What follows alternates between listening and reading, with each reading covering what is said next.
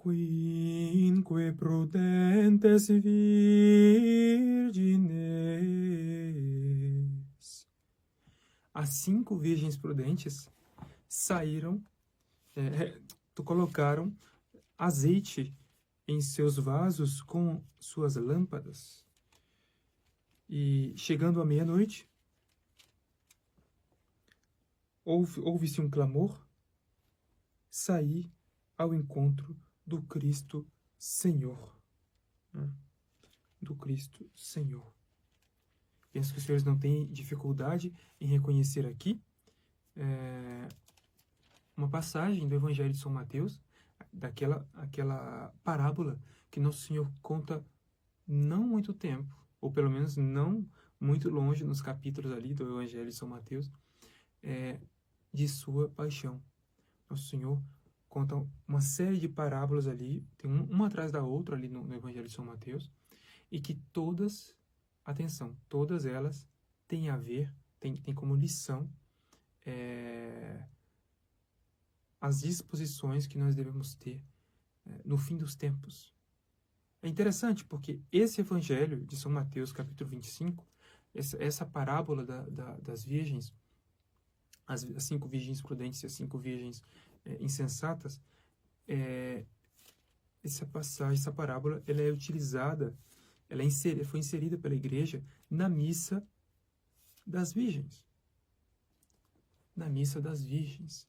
E, no entanto, a lição que Nosso Senhor quis dar nessa parábola não era tanto uma lição de virgindade no sentido mais próprio, né? No sentido que a gente está mais acostumado a ouvir essa palavra. Não era tanto nesse sentido que Nosso Senhor estava querendo falar, mas virgindade no sentido mais profundo e sobre as disposições que nós devemos ter para a sua segunda vinda. As 5 virgens prudentes levaram azeite em seus vasos com as lâmpadas. As lâmpadas significam a luz da fé. E o fato de ser alimentado a fogo, né, nos seus vasos com azeite, o azeite que é um símbolo, é um sinal da caridade, né, segundo São Bernardo e outros autores. Então, nós temos aí a fé que precisa ser alimentada, né, precisa ser alimentada, as lâmpadas, né, e ela é alimentada como? Pelo azeite da caridade. Qual foi a insensatez das 5 virgens insensatas? Foi a de não alimentar a fé com o azeite da caridade. Hoje em dia a fé está mais em jogo do que nunca, assim, para os católicos mesmo, para aqueles que estão dentro da igreja, porque se já houve heresias enormes, né, e com grandes e gravíssimas proporções ao longo da história da igreja, nunca nós tivemos erros e heresias que fossem transmitidos de maneira quase que, né, como que, hierarquicamente, né, e oficialmente por autoridades da igreja. Velar pela conservação e preservação da fé de todo e qualquer erro que vá aparecendo hoje em dia é um dever e é um trabalho, um cuidado que nós devemos ter a cada dia, com cada coisa que a gente lê, com influências que nós sofremos, né, que nos afetam, né, de pessoas que conhecemos, de novas amizades, etc., de livros que nós lemos, de vídeos que nós assistimos, de palestras, de conferências. Zelar é mais do que nunca necessário que nós zelemos pela preservação, pela conservação e preservação da nossa fé. Assim como as virgens deviam zelar para que a lâmpada continuasse acesa, a fim de que elas pudessem entrar com o esposo nas núpcias, né? Então, a insensatez das virgens insensatas foi a de não zelar para que a lâmpada delas não apagasse. E quem é que zela para que nossa lâmpada da nossa fé não se apague? É a caridade.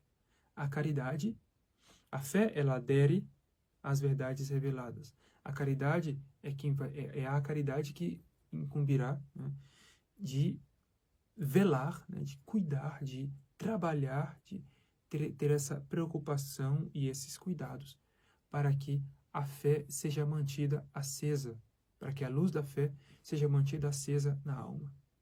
Se a luz da fé for mantida acesa na alma, quando o esposo vier, nós poderemos entrar com ele nas núpcias do Cordeiro imolado com a sua esposa, a igreja. Né? E o canto gregoriano é uma das coisas, é um dos meios, digamos assim, de mais eficazes para conservar a fé. Contemplar o objeto da fé, as verdades reveladas, contemplá-las, aderir a elas com nossa inteligência e nossa vontade, amá-las e depois cantá-las, cantar as verdades da fé. Tá aí, um grande ideal para um músico sagrado. Eu quero que o meu canto seja um canto da fé. Eu quero cantar as verdades da fé. Eu quero que o meu canto seja ele mesmo um testemunho da fé católica. Eu quero que o meu canto seja ele mesmo um ato de fé. As 5 virgens prudentes levaram azeite nos seus vasos com as suas lâmpadas, com as lâmpadas. E à meia-noite ouviu-se um clamor. Eis que chega o esposo. Saí ao encontro de Cristo, nosso Senhor.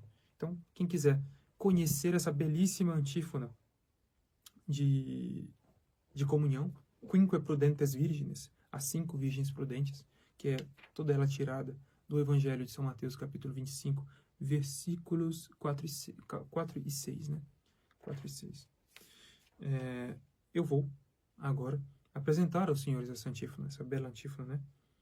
E nos faz pensar, inclusive, em Santa Gertrude, sem dúvida, mas em Santa Cecília, que quis me referir, cuja festa se celebrará em breve, porque uma das coisas que mais brilhou em Santa Cecília, muito mais do que o fato de ela ser uma alma extremamente musical, né? De ela cantar e ter cantado ali no auge do seu martírio, né? De ela realmente viver ali os salmos, né? Os salmos na vida espiritual de Santa Cecília, como na vida espiritual dos primeiros cristãos, né? Dos primeiros séculos. Os salmos era o livro de oração, né?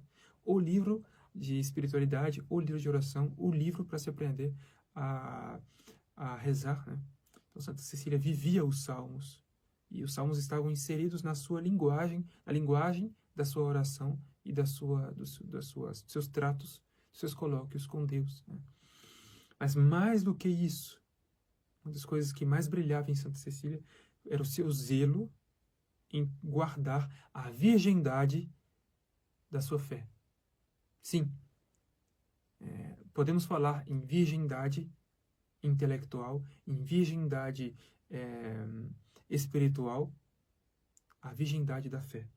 No Apocalipse, inclusive, está dito em algum lugar, não preparei veio agora essa ideia, essa memória do Apocalipse, mas em algum lugar, né, quando se fala dos bem-aventurados, né, daqueles que foram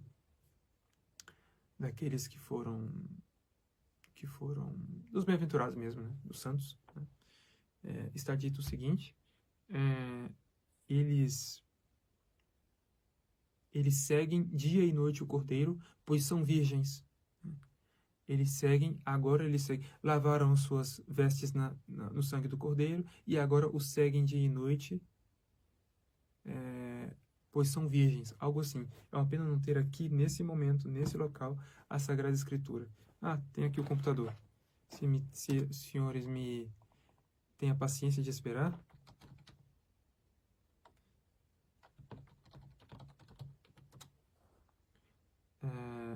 Quia virgines sunt. Quia virgines sunt. Vamos ver se encontra.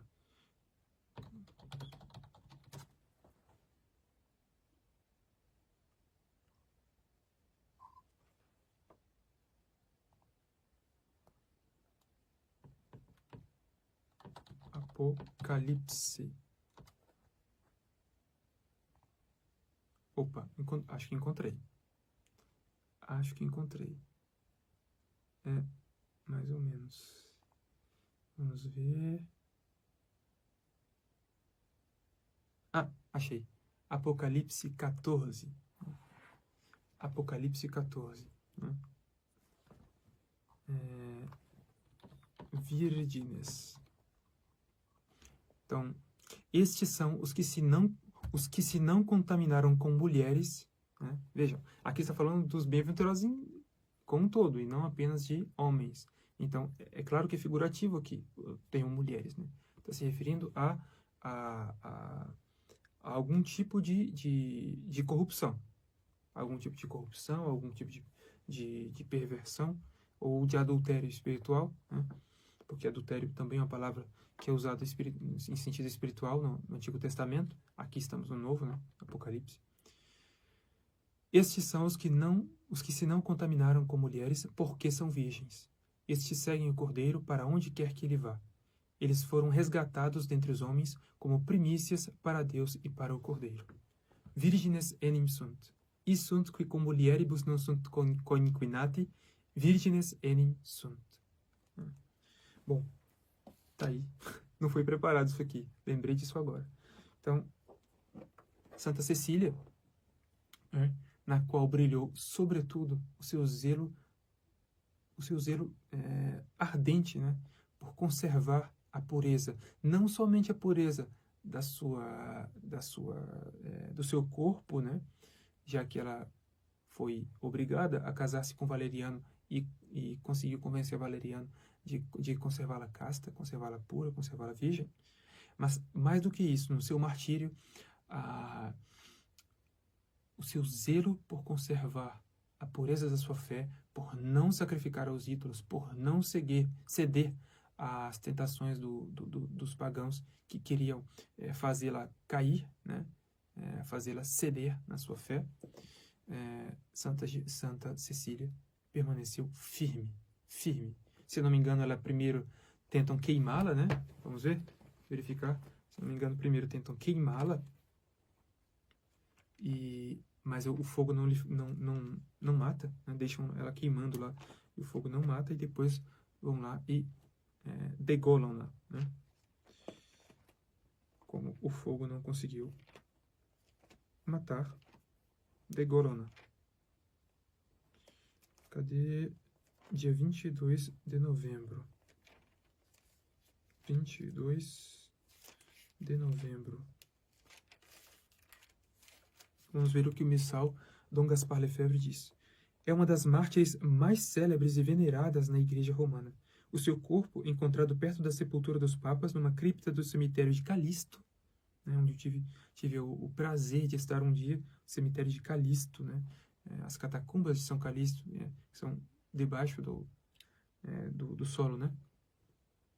Foi trasladado no século XI para a Basílica Titular de Santa Cecília, no Trastevere, outra basílica, no qual tive a alegria, né, a felicidade de poder ver lá, não só a basílica que foi construída em honra da santa, mas embaixo da basílica lá, todas as ruínas da casa e as relíquias dela lá. Né? Quando em 1559 reconheceram solenemente as relíquias, toda a Roma desfilou comovidamente diante da santa, ainda revestida das brilhantes vestes patrícias.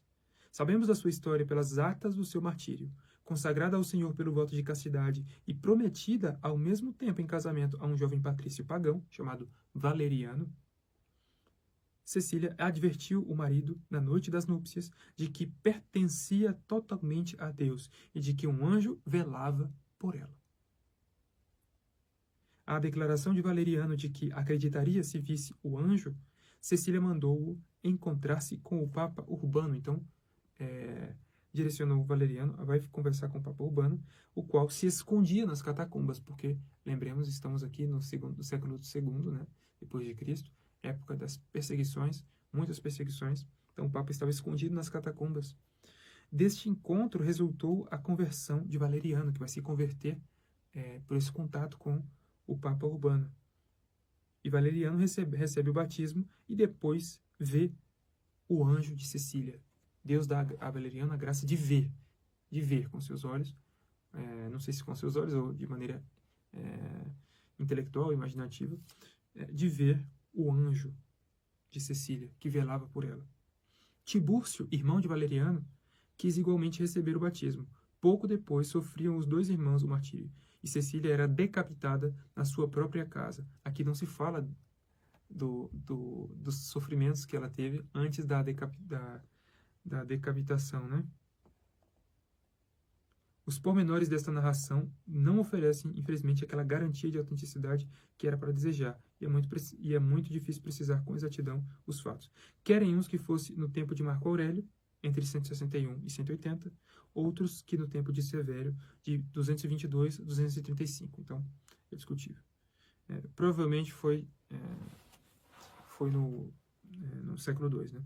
O certo é que a santa foi martirizada e que o seu culto data já do século III. Já no século III ela era venerada, né? Lembrando que os mártires eram venerados desde o segundo século, né? Bom. Então, Santa Cecília. Santa Cecília. Essa antífona de comunhão não é a antífona da missa de Santa Cecília, atenção. É a antífona da missa do comum das virgens, né? Então, tem missas, duas missas, pelo menos, né, do comum das virgens não mártires, né? Então, esse aqui é o comum das virgens não mártires, mas serve também para todas as virgens, inclusive para todas as almas, né? Como eu disse, as virgens aqui, a lição que Nosso Senhor quis dar não foi a lição de virgindade do corpo, mas de virgindade da alma, né? Então, virgindade da fé, virgindade da alma espiritual. Então, finalmente, né, vamos à antífona inteira, né? Cantar a antífona inteira. Quinque prudentes virgines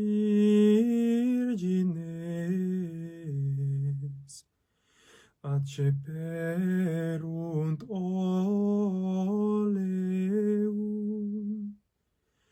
in vasis suis cum lampadibus media autem nocte